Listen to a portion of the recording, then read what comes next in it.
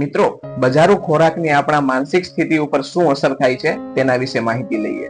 જ્યારે આપણે કોઈ પણ વસ્તુ ખાઈએ છીએ અને તે વસ્તુ આપણને સ્વાદિષ્ટ લાગે છે તો આપણા મસ્તિષ્કમાંથી એક હોર્મોન સિક્રેટ થાય છે જેને ડોપામાઇન કહેવામાં આવે છે. આપણે કોઈ પણ વસ્તુ ખાઈએ છીએ અને આપણને તે સ્વાદિષ્ટ લાગે છે તો મિત્રો, આપણી જે સલાઈવા હોય છે તે બ્રેઇનને એક સંદેશો મોકલે છે અને આ સંદેશાના લીધે આપણું મગજ ડોપામાઇનનું સિક્રેશન કરે છે, જેના લીધે આપણા ખોરાકમાં રહેલો સ્વાદ આપણી જીભ દ્વારા મસ્તિષ્કને મળે છે અને જેના લીધે આપણને આનંદ મળે છે. મિત્રો, વર્તમાન સમયમાં આપણા બાળકો તેમજ યુવાનો બજારના ખાણીપીણીનું ખૂબ જ સેવન કરી રહ્યા છે. એના કારણે શરીરમાં મોનોસોડિયમ ગ્લુટામેટનું પ્રમાણ તેની આવશ્યક કરતા વધી જાય છે. તો મિત્રો, મોનોસોડિયમ ગ્લુટામેટ એટલે કે આજીનોમોટો આપણા શરીરમાં શું શું ફેરફાર કરી શકે છે? આવા બજારો ખોરાકને લીધે આપણા મગજમાંથી ડોપામાઇનનું સિક્રેશન વધારે થઈ રહ્યું છે, જેના કારણે બાળકો અનિદ્રાના પેશન્ટો બનતા જાય છે અને હાઇપર એક્ટિવ થતા જાય છે અને ઘણી બધી માતા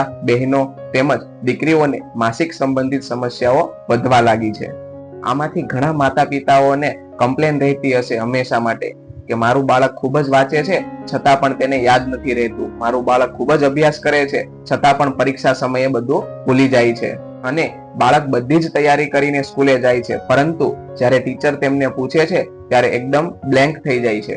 કારણ કે મિત્રો, ડોપામાઇનનું પ્રમાણ જ્યારે આપણા શરીરમાં વધે છે ત્યારે તે ડાયરેક્ટ આપણી માનસિક સ્થિતિ ઉપર અસર કરતું હોય છે અને વર્તમાન સમયમાં બાળકોની અંદર આવી ઘણી સમસ્યાઓ આવવા લાગી છે.